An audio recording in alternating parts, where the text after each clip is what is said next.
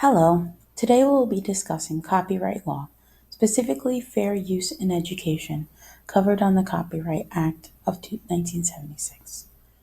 As teachers in the 21st century, it is highly likely that you have used different forms of digital media to get your point across to students. What is unfortunate is that most teachers are unsure if they are using it correctly or are even allowed to use most media at all. Because of this, there are less and less people using all of the forms of media they could be using in their classroom, and students are at a disadvantage.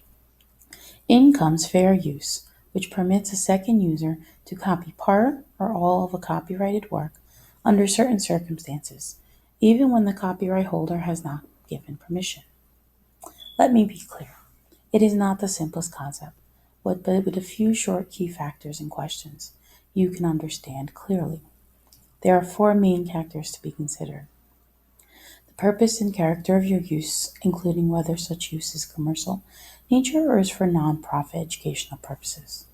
The nature of the copyrighted work, the amount of substance of the portion taken in relation to the copyrighted work as a whole, and the effect of the use upon the potential market.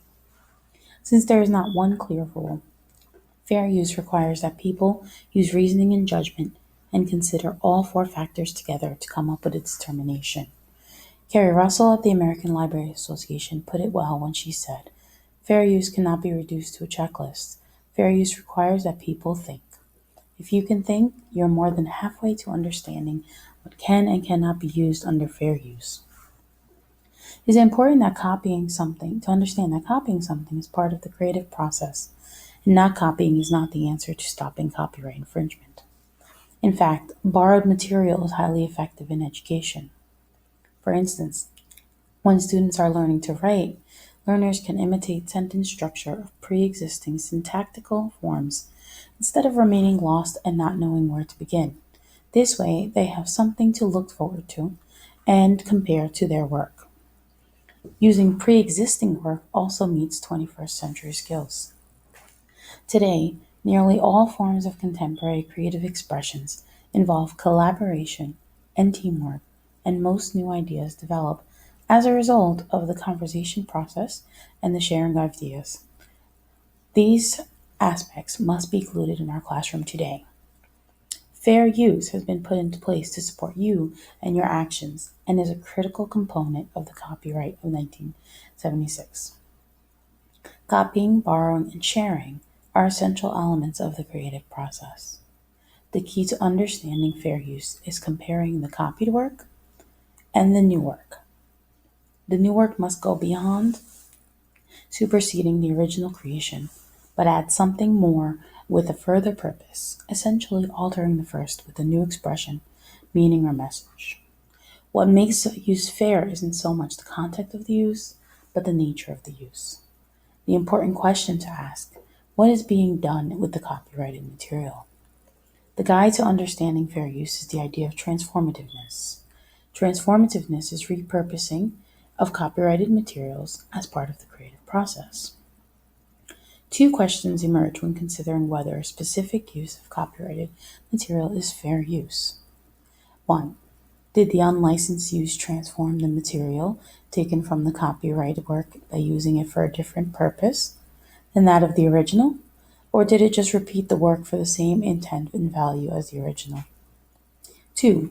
Was the material appropriate in kind and amount, considering the nature of the copyrighted work and of the use?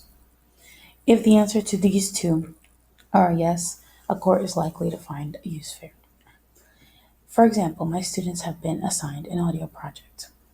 They were asked to take a children's book, copyrighted work, and record the book along with sound effects, varied voice effects, and background music, all using GarageBand. The original creation of the book differs from the student's purpose of use, which was to simply fulfill the requirements of the class assignment. When assessing transformativeness of creative work, it is important to determine if there is a negative effect on sales for the original producer. In the case of the audiobook project, there was no economic harm. Key aspect to note: the more strongly transformative a new creative work, the less issue of economic harm matters. Nature of the copyright factor is another factor of fair use. Most times, it is clear that the nature of the work has changed audiences. For example, students are asked to take information they learned about the publishing world or facts and create a magazine cover and a photo editor for a fictional event they created. The information about publishing would appeal to one specific audience, while the cover they created would appeal to another completely. Think of a teacher who finds a great resource on a popular online marketplace and purchases it. They change the name on it, place it back on sale at another or maybe the same marketplace. Not only has that teacher claimed their product as their own, but this replaces the owner's right to profit from his or her own work, limiting legitimate sales for their product.